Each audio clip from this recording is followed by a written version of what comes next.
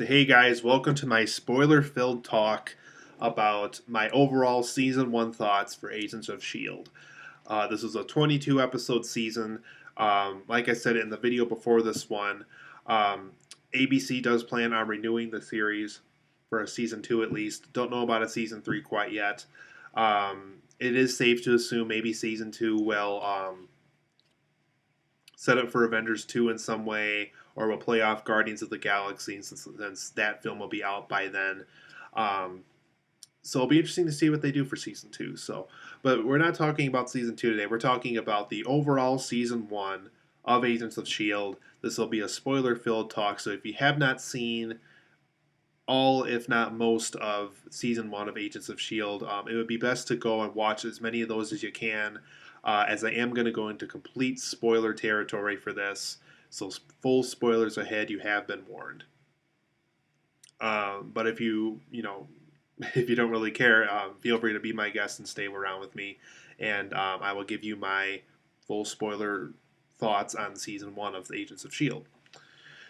So for the positives of this overall season, I do liked how Marvel had some interesting and new characters to provide for us. I really liked the introduction of Deathlock. That's not really a spoiler since all the marketing and all the episodes promoting the show have said, "Hey, look, here's Deathlock." But I really like how they introduced the character. Deathlock has kind of been an underrated character, I think, in the Marvel Universe. Really glad that they found a useful way for him in this Agents of S.H.I.E.L.D. show.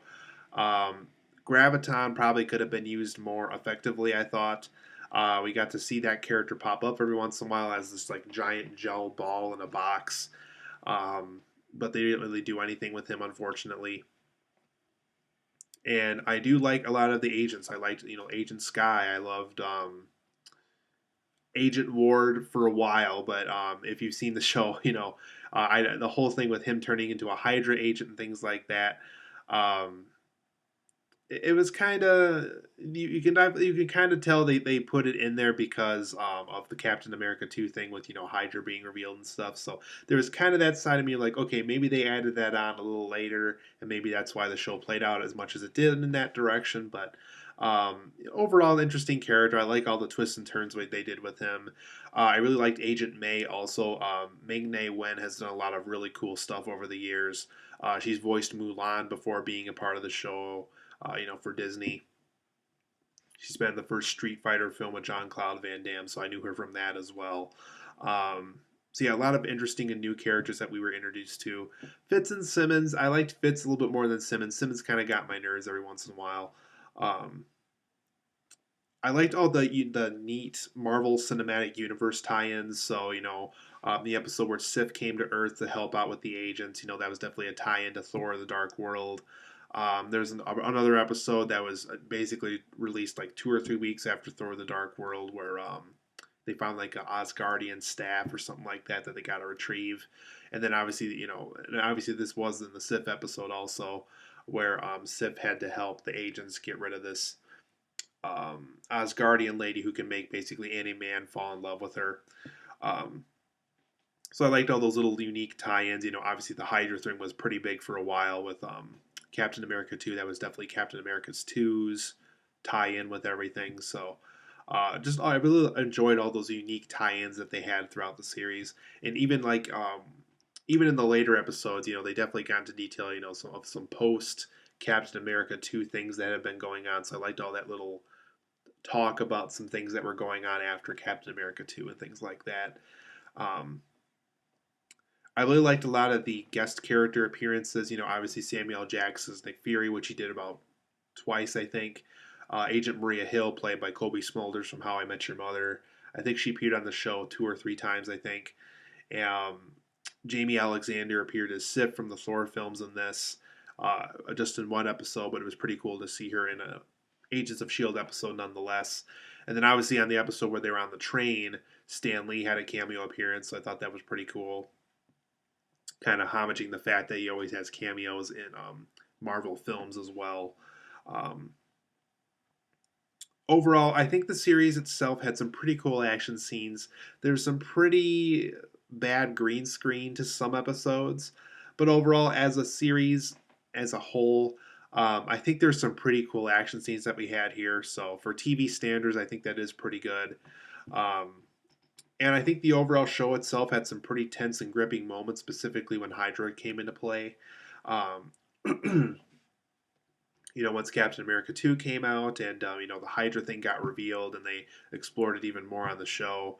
Um, like I said, I really like those really tense and gripping moments that, specifically went down with Agent Ward and Agent Sky as, we found out more about Ward's dark past and things like that. So, yeah, just some really tense and gripping moments throughout the show. For negatives, a lot of people were disappointed by this, and I'm kind of with them just because I think it's a huge wasted potential for Marvel avoiding doing this for TV. I would have liked to have seen at least one or two superhero cameos. I know we had Sif, but Sif doesn't even have her own movie yet, so that doesn't really count. I think if they really tried, really worked the schedule around, I really think they could have got Chris Evans in his Captain America uniform or something, Captain America's armor or whatever you call it, or even Tony Stark. I mean, get Robert Downey Jr. on the set for a day. Get him like a special cameo because they brought up Tony Stark in the Stark Tower a lot throughout the series, and let Tony Stark have a cameo appearance, and they didn't do any of that. So that was kind of disappointing. Even with Sif making a guest appearance, I think they could have at least briefly got Chris Hemsworth on the set somewhere.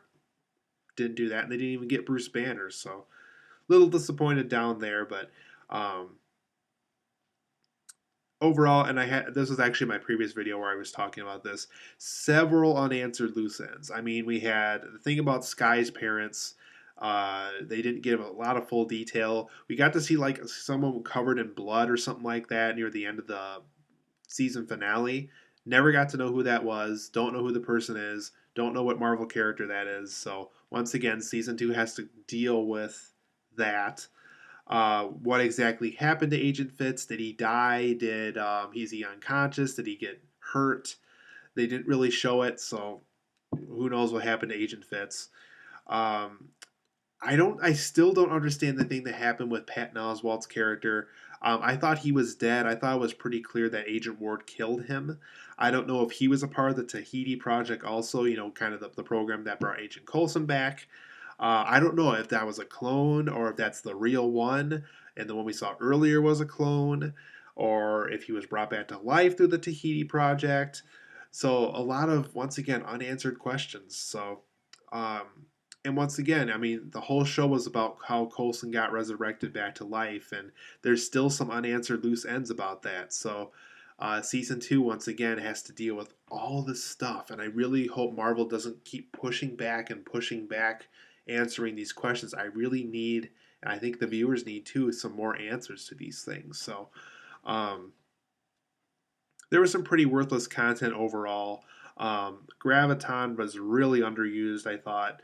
And you'll actually see in some previous episode reaction videos I had, I don't really see the point of using Graviton. He really was not significant at all to the storyline. He was just kind of there to kind of show this shiny, gooey ball that can suck things up. So um, I really think they could have got away with not using Graviton at all. I thought he was kind of a wasted potential.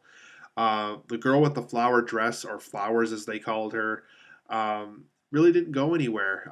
We see her so many times throughout the series, like, okay, maybe she's going to do something big now. Maybe she's going to do something big now. She was on the set in the scene for those big moments, with when we had that huge gap with, her winning Coulson in her research labs. They could further understand, how he came back to life and things like that. But the character itself of the girl in the flower dress was just kind of a wasted opportunity. I thought maybe in season 2 they'll get through something cool with her, but who knows? I think she's probably going to be rotting in prison, but people have broke her out of prison, so who knows? Maybe she will return for season 2. So there was some occasional bad green screening throughout the series. There was I think the worst one was the one in an episode not too long ago, before the season finale, where, and I think I even brought it up in the reaction video, where Coulson and Agent Sky are like falling in their I think, yeah, I think Agent Coulson called it Lola. That's the car. Terrible green screen. I mean, the whole thing felt like it was filmed on a studio backlot. You could clearly see the green screen behind them, and they were just twirling the car around at whatever object they were using below it, and things like that. And yeah, it was pretty terrible green screen. So I don't know who did was in charge of that, but that was pretty bad. Even for TV standards, that was pretty bad. And then I thought there was too many filler episodes, like meaning episodes that are just there to have this 22 episode season. A lot of episodes really didn't go anywhere. Some of these characters even died within the episode that they were first brought up in.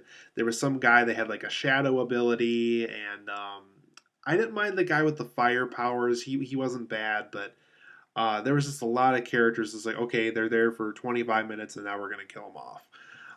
So just I felt like there were. I really would have preferred a season. Maybe season two is going to do this better, where all the episodes connect better, and by the time you get to the season finale, it all kind of makes sense. We have this moment of clarity of all the things being answered for us. So, going into season two, I hope Marvel realized the problems they did throughout season one, and hopefully season two will be even better because of hopefully a realization of mistakes. So. Um, I didn't give a ratings to my previous reaction videos, but I am giving a rating to the overall season one of the show. I'm going to give season one of Agents of S.H.I.E.L.D. a 8.5 out of 10. Really fun show. I'm happy for the most part of what they did with it, but there's a lot of problems that happened along the way that I think that's going to keep me from giving it a 9 or a 9.5.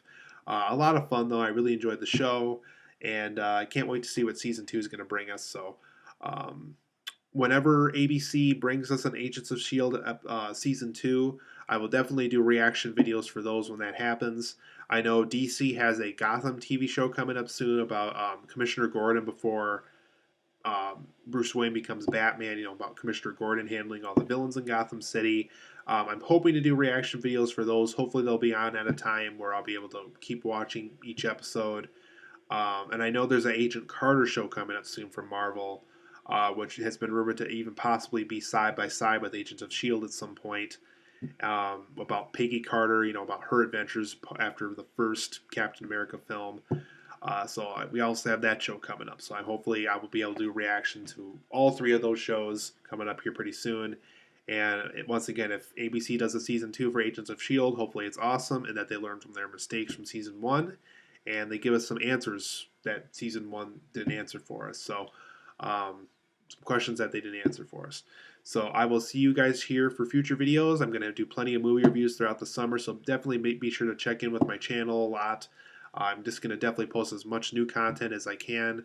I'm working a lot of hours, so that might prevent me from posting like tons and tons of videos, but um, I'll see you guys here for future videos. And like I said, once Agent of S.H.I.E.L.D. starts up again, be prepared for some more reaction videos from me.